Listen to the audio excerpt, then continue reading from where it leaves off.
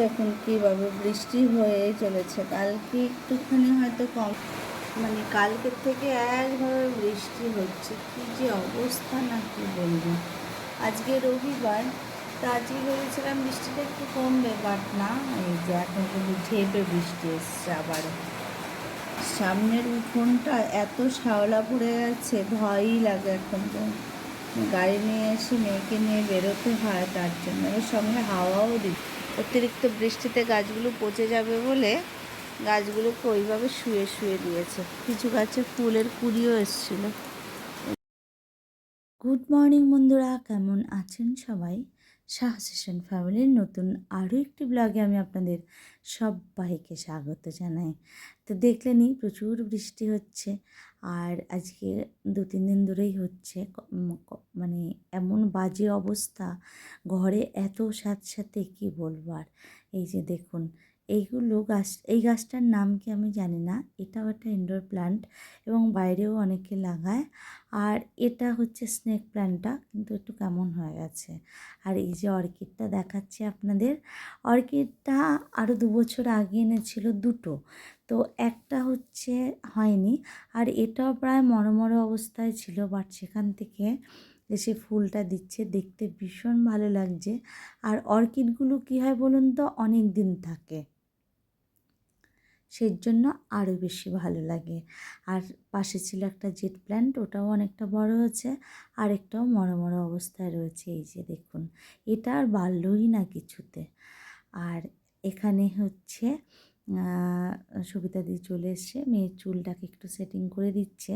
ওর জন্য যদিও ডাকিনি, ডেকেছিলাম আমার জন্যই, বাট পরে ভাবলাম যে না, ওরটাও একটু করেই নিই আমার সাথে সাথে। আর এখানে যেহেতু আমাকে একটু মাসাজ করাবে, তাই মেয়ের খুব ইচ্ছা হয়েছে, মেয়ে একটু কিছু করবে। তো এবার ওর পেপসি বলছে যে তুই তাহলে একটু দই নিয়ে আয়, আমি তোকে একটুখানি দই দিয়ে ক্লিন করে দিচ্ছি। তাই ওকে দই দিয়ে ক্লিন করে দিল।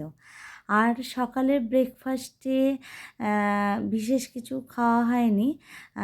আগের দিনের কিছু খাবার ছিল, সেইগুলোকেই আমরা খেয়ে নিয়েছিলাম। আর দুপুরবেলা আজকে কিন্তু বিশেষ কিছু রান্না হয়নি, যদিও বা রোববার একটু অন্যরকম খাওয়ার কথা ছিল, কিন্তু না, পরে বলবো কেন আর কি হয়নি বিশেষ কিছু। এখানে কচু বাটা, সেটা যদিও নন্দিতাদের বেটে দিয়েছিলাম, সেখান থেকে রেখে গেছিলো। আর এটা হচ্ছে আমুদি মাছের চচ্চড়ি আর ডাল আর ইলিশ মাছ ভাজা। আজকের জন্য এই ছিল আজকের দুপুরের মেনু, মানে রোববারের মেনু। তো খাওয়া দাওয়া কমপ্লিট হয়ে যাওয়ার অনেকক্ষণ পরেই আমি চলে এলাম রান্নাঘরে। আজকে একটু ইচ্ছে হয়েছিল মাইক্রো ওভেনে তন্দুরি চিকেন করে খাবো আর কি, বাট ওকে বলেছিলাম আজকে একটা আস্ত মুরগি এনো, যেটা ব্রয়লার, কিন্তু ও নিয়ে এসছে কক। আর ককটা না কীরকম বলুন তো, ওই যে কিছুটা দেশি মুরগি টাইপের, মানে ওটার গায়ে কোনো মানে মাংস থাকে, সরি, মানে সেরকম একটা নাদুস নুদুস ভাব থাকে না। কিন্তু এনেই যখন ফেলেছে, কী আর করব। তো প্রথমে ভেবেছিলাম এটাকে এমনি রান্না করে নেব, তো পরে ভাবলাম যে না, এনেছে যখন এটাকেই করে দেখি।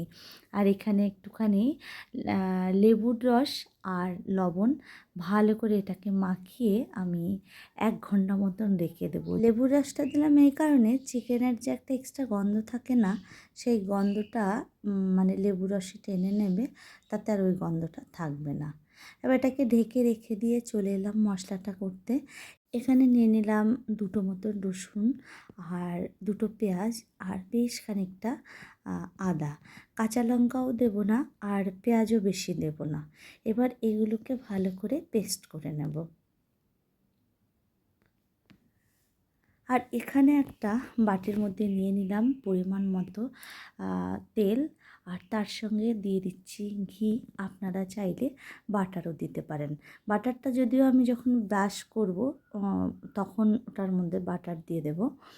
আর এখানে নিয়ে নিয়েছি পরিমাণ মতো হলুদ গুঁড়ো, আর একটু বেশি পরিমাণে লাল লঙ্কার গুঁড়ো, আর বড় 1 চামচ গোলমরিচ গুঁড়ো। আর তার সঙ্গে দিয়ে দেব একটু জিরের গুঁড়ো, আর ভেবেছিলাম প্রথমে ধনের গুঁড়ো দেব, পরে আর ধনের গুঁড়ো দিলাম না। আর দিয়ে দিচ্ছি একটু বেশি পরিমাণে টক দই। টক দইটা একটু জল ঝরিয়ে নিলেই ভালো হয়। আমার যেহেতু কেনা দই, তাই আর জল ঝরানোর স্কোপ নেই। আর নিয়ে নিয়েছি একটা তন্দুরি মশলা। এই মশলাটা একটু পরিমাণে বেশি দিয়ে দেবো।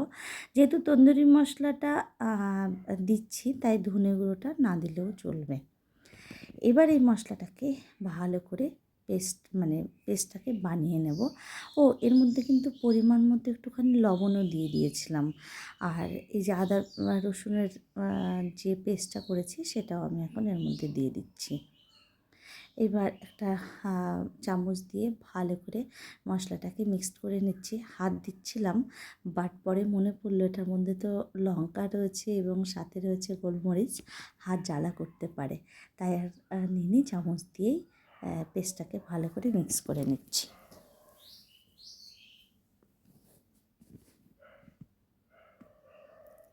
এবার এখন 1 ঘন্টা মতন হয়ে গেছে। এবার আমি চিকেনটার গায়ে ভালো করে মশলাটাকে মাখিয়ে দেব। খুব সুন্দর করে হাত দিয়ে চেপে চেপে মাখাবো, যাতে মশলাটা চারিদিকে চলছে। দেখুন, মনে হচ্ছে যেন ওই যে ছোটো ছোটো বাচ্চাদেরকে যেমনভাবে তেল মাখায় না, আমি ঠিক সেইভাবে মাখাচ্ছি আর কি। তো সুন্দর করে মাখিয়ে দিচ্ছি।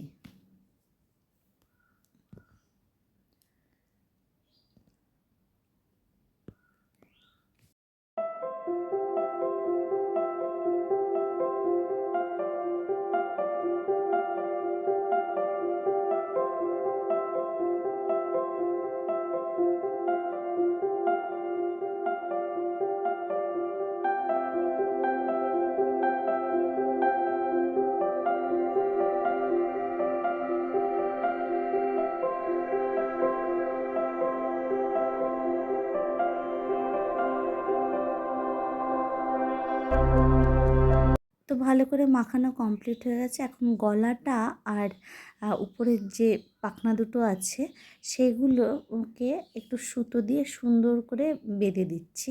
আর নিচের পা দুটোকেও বেঁধে দিচ্ছি, দিয়ে আবার 1 ঘন্টার জন্য রেখে দিলাম। এবার 1 ঘন্টা পরে আমি এটাকে ওভেনে দিয়ে দিলাম। আর এখানে আমি মাইক্রোওয়েভ মোডে দেবো। ওটা হচ্ছে 900-তে দিলাম। দেবো হলো 10 মিনিটের জন্য।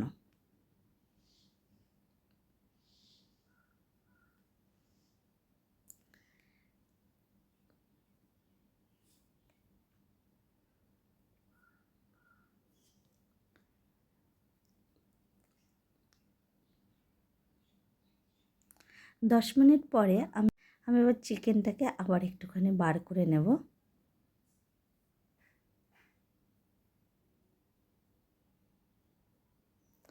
বার করে এবার এটার মধ্যে একটুখানি বাটার ব্রাশ করে দিচ্ছি। যদিও এই কাজটা আমার মেয়ে করছে, আমি সাইড থেকে বলেছিলাম যে তেলগুলো রয়েছে সেইগুলো একটুখানি তুলে দিয়ে মশলাগুলো, ও বলল যে দাঁড়া, ওটা পরে দিচ্ছি। তাই ও বাটারটাকে ব্রাশ করছে। আর আমি একটুখানি বেঁচে যাওয়া মশলা যেটুকু ছিল সেইটুকুও দিয়ে দিচ্ছি। এবার এটাকে আবার 15 মিনিটের জন্য আবার দিয়ে দিচ্ছি মাইক্রোওয়েভ মোডে।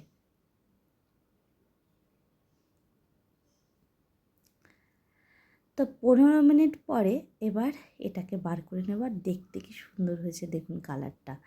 যদিও আমি ফার্স্ট টাইম করছি বলে আমার একটু ভয় কাজ করছে যে কি হয় ঠিকঠাক হবে কি না। তারপরে মাইক্রোওয়েভটাতেও আমি এই প্রথম চালাচ্ছি, কতটা কি পারবো জানি না। যাই হোক, দেখলাম ভালোই হচ্ছে।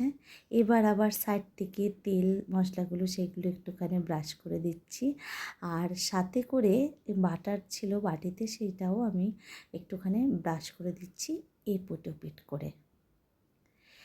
যেহেতু দুবার, একবার দিলাম 10 মিনিট আর একবার দিলাম হলো 15 মিনিট, তাতে এবার বয়েল হয়ে গেছে।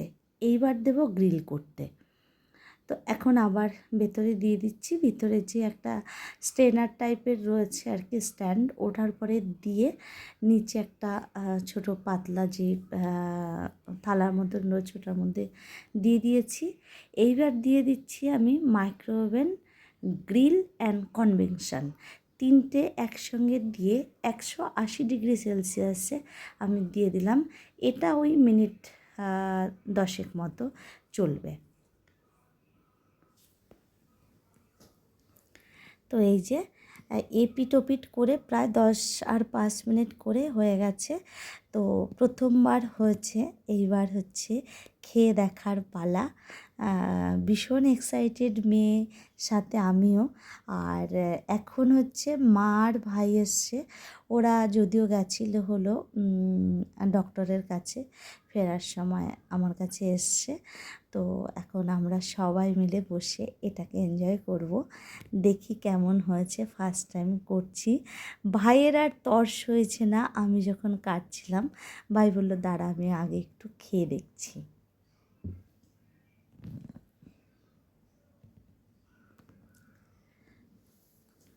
তো এখানে কেটে টুকরো টুকরো করে দিচ্ছি সবাইকে। আর যখন আমি গ্রিল করছিলাম তখন মেয়ে কী করেছে, একটা ক্যাপসিকামকে আর তার মধ্যে মশলাগুলো দিয়ে আবার গ্রিলে একসাথে দিয়ে দিয়েছিল। তো ওর জন্য আরও বেশি যেন খেতে টেস্ট লাগছে। আর ভাই বলল যে খুব সুন্দর হয়েছে খেতে, দোকানের টেস্টটাই এসছে। তো আমি এখন একটুখানি খেয়ে দেখব কেমন হয়েছে আর কি। ভাইয়েরটা শুনলাম, এবার আমার চেখে দেখার পালা। মেয়ে আবার একটু দই দিয়ে একটুখানি পুদিনা পাতা দিয়ে একটা চাটনি বানিয়ে নিয়েছিল, সেটা খাচ্ছে।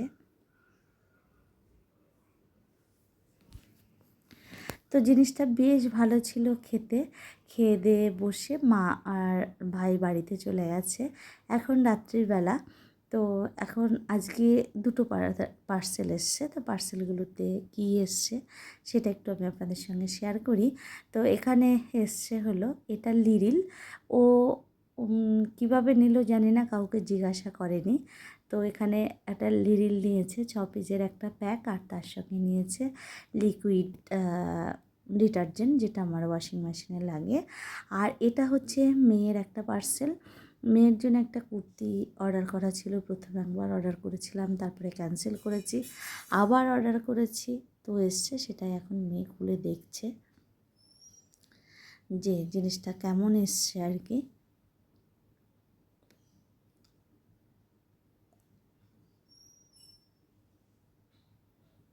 তো এই যে দেখতে তো খারাপ নয়, কালারটাও সেম এসছে, বাট চিকনকারি বলেছিল। আমার তো মনে হয় না এটা চিকনকারি কুর্তি। তো আপনারা দেখে বলুন তো এটা কি সত্যিই চিকনকারি কুর্তি।